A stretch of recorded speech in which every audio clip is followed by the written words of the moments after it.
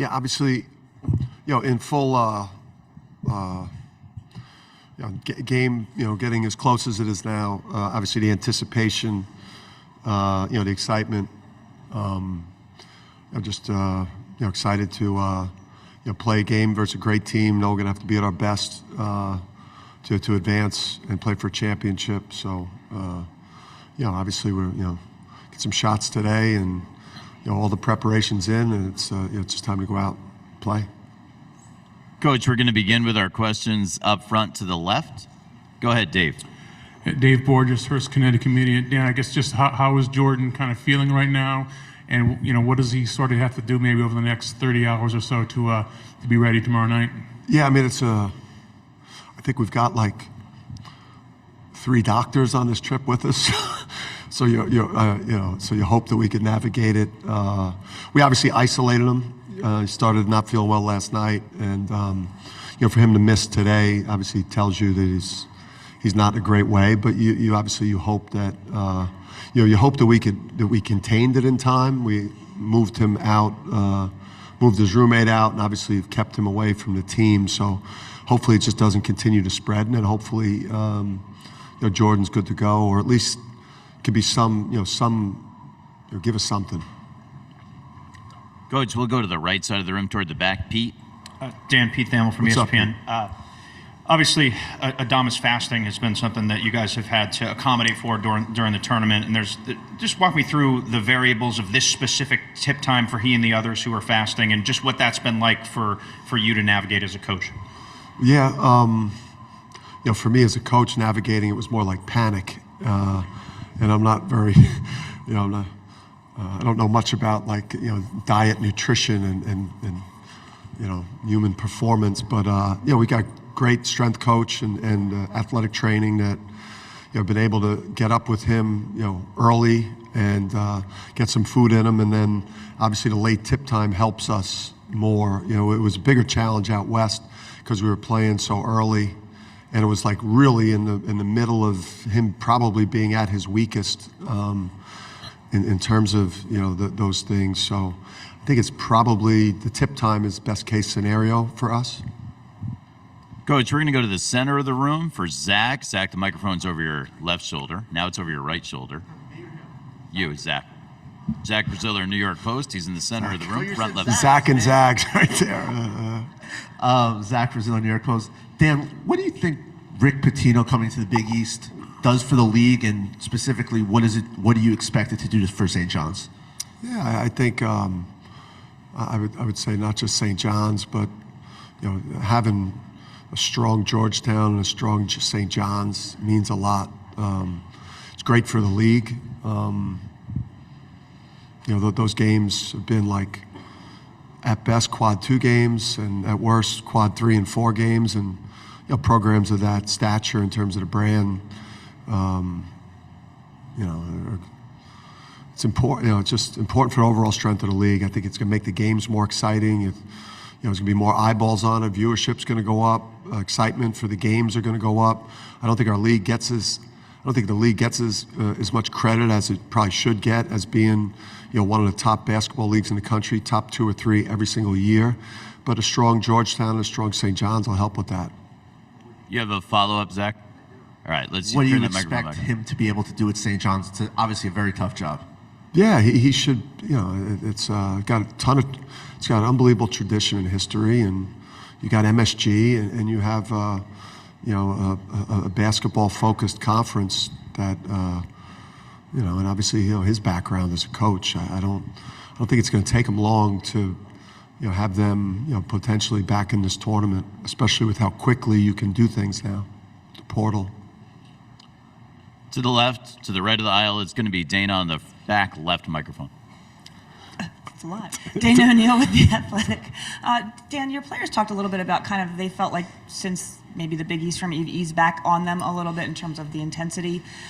Did you have to did they have to earn your trust to get there, or is that a feeling that you just get because of how much is riding on every one of these games? Yeah, I think it does become there definitely becomes a trust thing when you really believe in the group, and they've shown you enough quality at both ends of the court, and and on the backboard, and you feel like they finally understand what your identity is. And you've been through so many of these wars together that generally I think when the calendar turns to March, you really begin to back off and just make sure you keep your team fresh.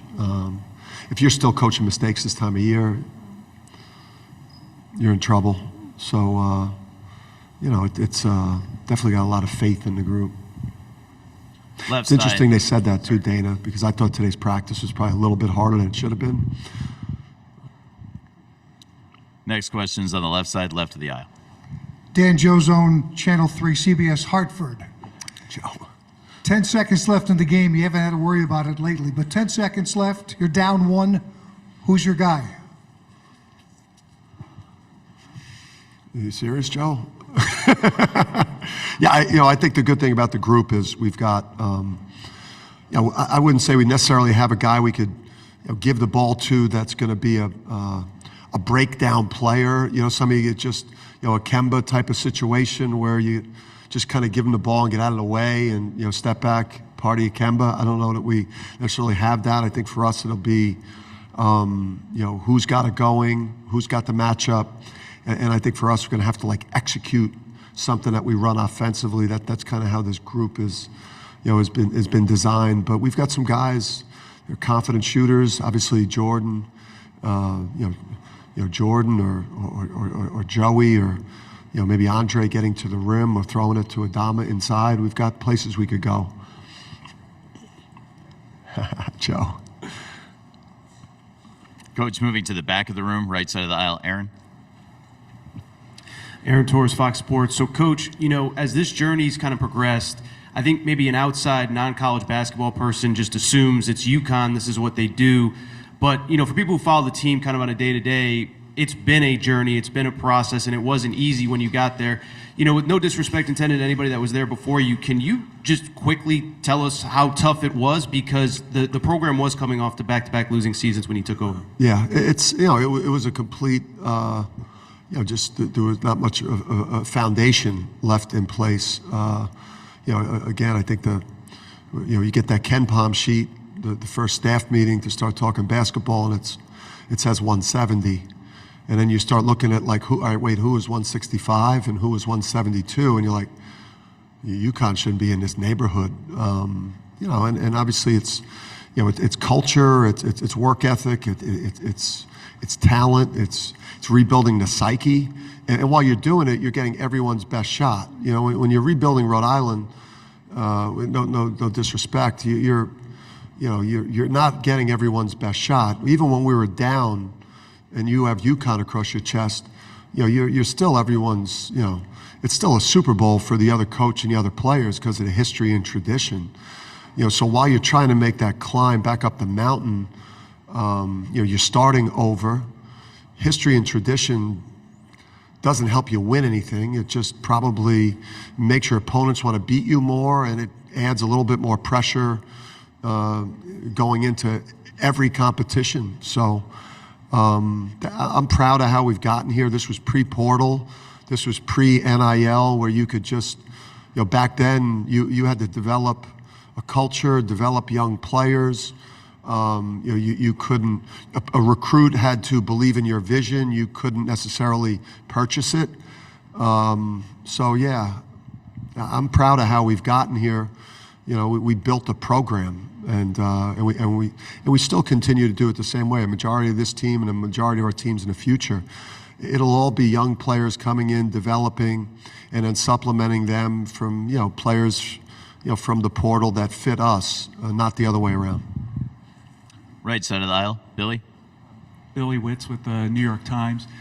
Dan, after the going out in the first round the last couple of years, it sounded like yesterday you had a serious self-evaluation of a lot of things in the program, or just the makeup of the roster and what you needed. Is that something that you would typically do every year, or was there maybe a heightened level of urgency of listen, if we're going to not repeat this every year, we really need to have a deeper examination of what got us in this Yeah. situation. Yeah, normally I would take a couple of days off and be away from the team and take probably more time to think things through. But coming out of that New Mexico State game, again, the COVID year, back in that bubble, that was a different type of experience than you could possibly imagine if you weren't involved in that situation. So, that was, to me, a one-off situation. But I don't. Last year, we felt the flaws in roster construction, really, in terms of how we put the group together. So that Monday, I was in the office, at 7 a.m., ready to meet with the staff, ready to meet with the players, and I knew exactly what everyone's role needed to be. I knew exactly what we needed to get in the portal. We had to get better offensively. We had to become more explosive from the perimeter. We needed more perimeter shooting, and I failed the team the year before by not constructing the roster properly, and I wanted to address that while it was fresh in my mind. So that's how we did it. The other coaches did not want me to do it. They thought I was too emotional to make decisions, but I knew exactly where we needed to go. Up front, just to the right of the aisle, Gavin. Gavin, Keith, New London Day. Dan, beginning of the season, you kind of questioned what your toughness was going to be like. How's that developed, and where is it now? Yeah, I don't know. I think listen, I don't know that this is like the toughest team I've coached, but I think it's a pretty tough team. I think it's a really hard playing team. That's part of our identity. Obviously, Andre Jackson gives you incredible toughness. No one plays harder than him. Adama Sanogo, he gives you incredible toughness. Yeah, but I do think this team, it's a balanced team. It's a team that's really good on offense, that has a lot of variety in what we do on offense. We've refound our identity defensively. And we are a really good rebounding team, one of the best in the country. So you know what? Now that I say all that, yeah, this is a really tough team, because you couldn't do all those hard things well unless you're really tough. So we'll go back to the center of the room. Zach? No more St. John's questions, I promise. Why were you so certain you knew so fast soon after? Why were you so certain you knew how you failed the team, and what was it, just based off one or two games? I mean, how did you know? Yeah, it's just you just knew how hard it was at times for us to score because of spacing. Spacing in different positions didn't give Adama, the room to operate in the post. There weren't driving lanes. We weren't able to just play with as much skill as we play with right now, and you felt it. That semifinal loss to Nova, where we just couldn't play well enough offensively, and I don't know how many points we scored in that New Mexico State game, but I know it was painful to watch, and it was my responsibility. And so really roster construction and getting the right personalities in your locker room is critical too. Those are the two things you learn, I think, every year on this job, and get better every year. In a moment, we're going to open things up to our full court press program. Is there a final question from the general media for Coach right now? We'll go up front to Dom. Dom Amori, Hartford Current, as you know. Dan, you just mentioned having the right personalities in the locker room. How would you describe or define the vibe of this team right now going into this game? Maybe how it's changed from a few weeks ago, is it almost like the optimum of what a coach wants in a vibe? Yeah, I think these guys are competitors. Come to UConn to do big things. It's a group that has a lot of confidence right now, but has that strong respect for our opponent, Miami.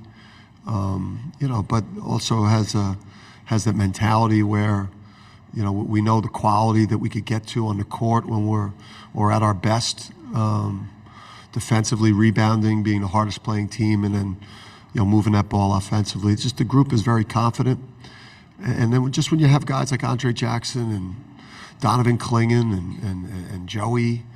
It's a Caravan and Adama. It's a live group. I mean, the guys they got a great vibe. Joey brought some of the California vibe, so that's good. The UConn locker room remains open for student-athlete availability, and as we welcome in Andre Jackson Jr., we're now going to move to a question and answer period for Coach and for Andre with the full court press program. So that's for our journalists with the black lanyards for the next 15 minutes. If you have a question and you're from our full court press program, raise your hand. We have a couple in the back.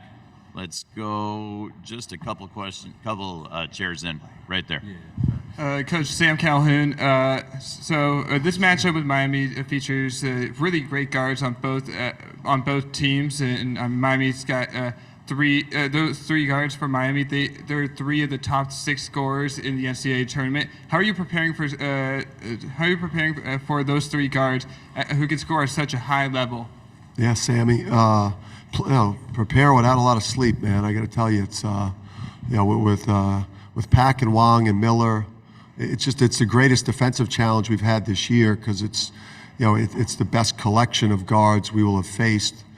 With Poplar, who's playing great, and then maybe the best rebounding physical center, that we've seen. So obviously, we've got to force them, to beat us more from the perimeter over the top. We cannot allow them, to get to the rim. We've got to avoid them, getting to the paint and to the free throw line as much as possible. You've got to keep them out of transition. We cannot have live ball turnovers. We got to make them score 5-on-5 in the half court versus us, and really shrink the court in places that we can shrink the court and be aggressive in places where we want to be aggressive.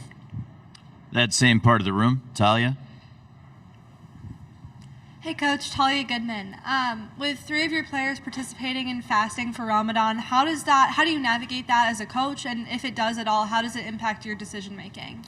Yeah, I think, nice to meet you, Talia.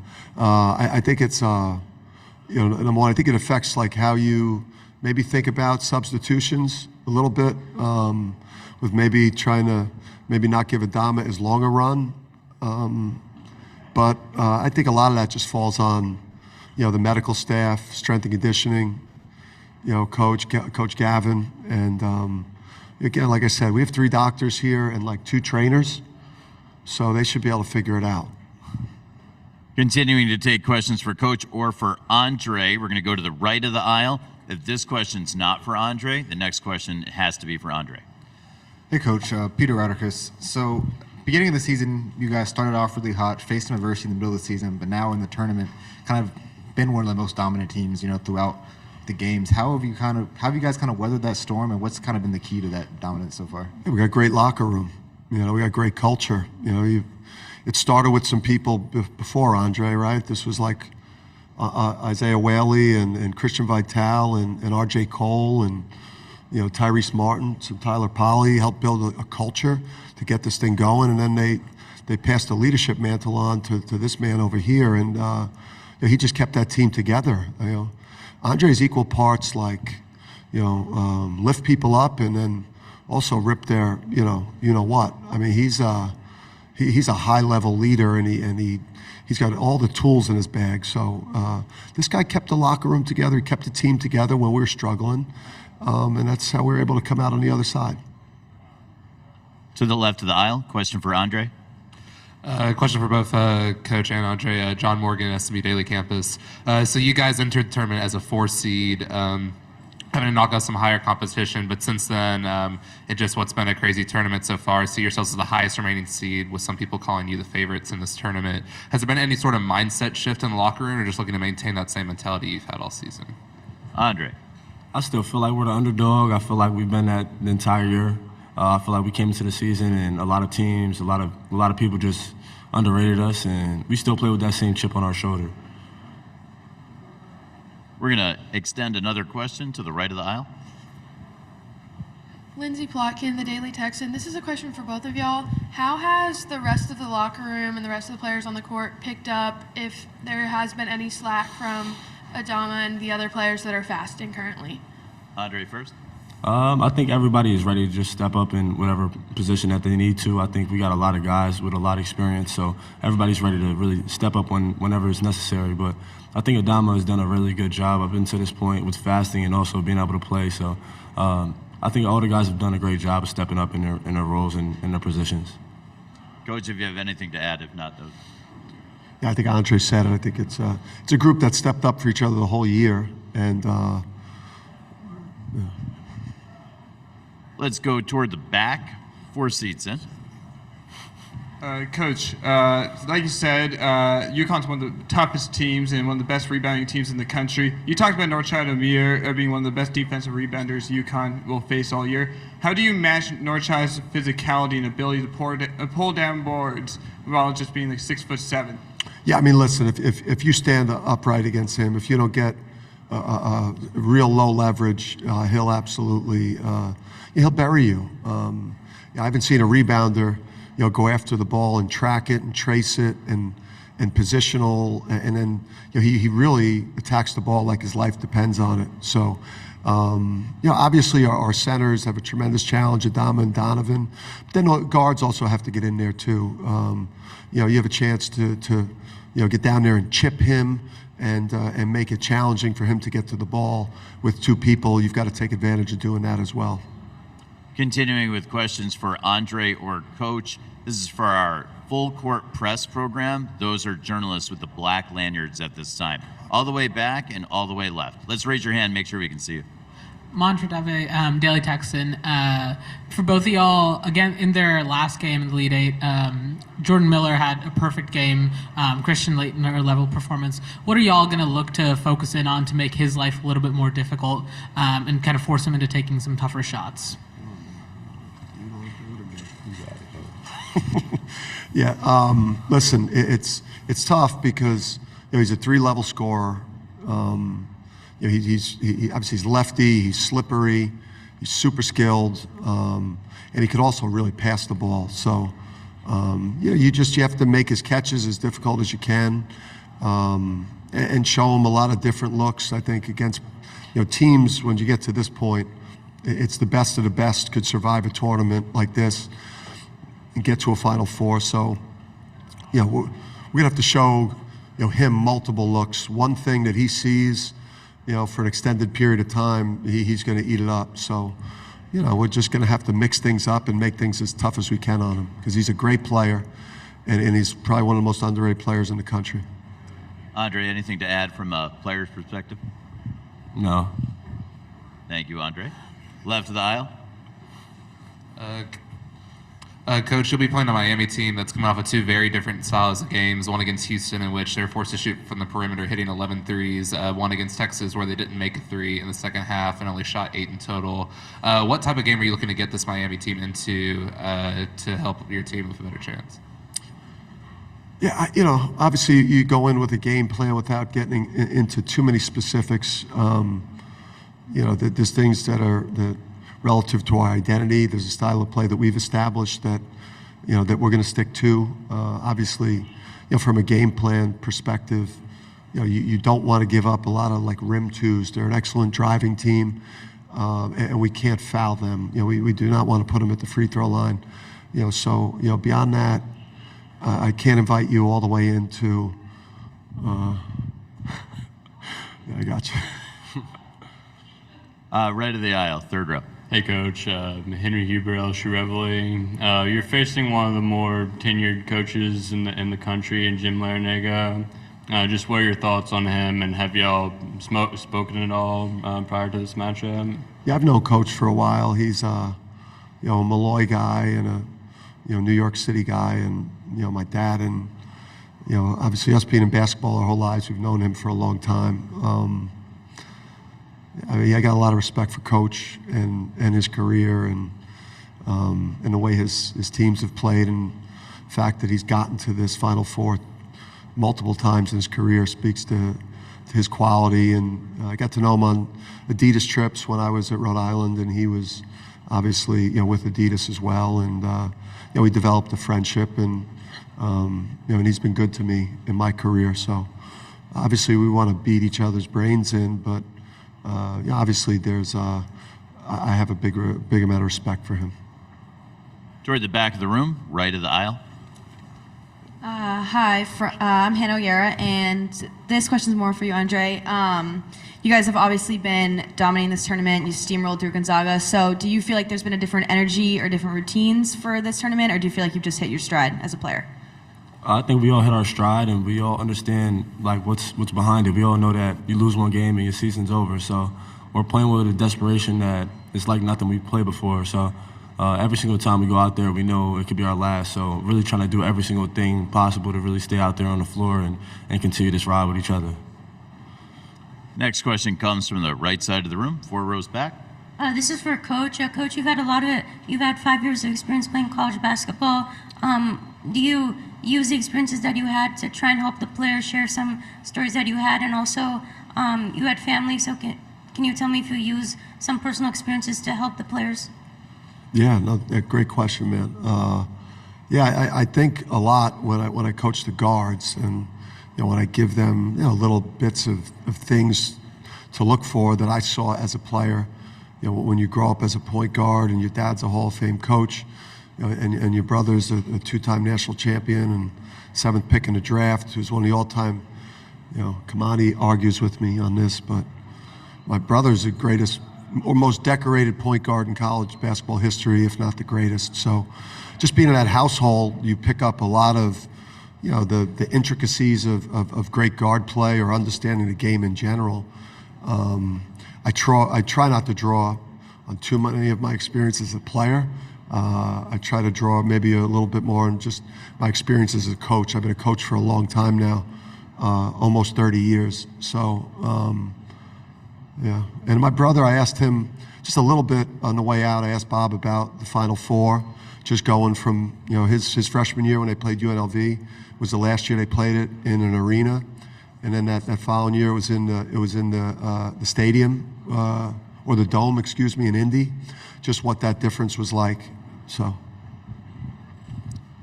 This question and answer period has maybe 1 more minute, and it's for the full court press program. That's those journalists with the black lanyards on. Is there another question from full court press? Let's go right back here, and maybe we'll wrap things up after that. Andre, just want to hear what's your favorite thing about Coach? I love a lot of things about Coach. I think probably the standard he holds us to. Every single day, it's just like you gotta bring your best, because if you don't, like, he's gonna let you know. And it's always great when you have somebody that holds you to that standard, because you know that you're gonna get better in an environment like that. So I'll probably say that's my favorite thing, even though sometimes it's my least favorite. I was gonna say, like, if that's his favorite thing about me, that's crazy, right? I think we'll wrap things up while Andre still, make sure that it was a good one. Thank you very much, Andre, and thank you to Coach.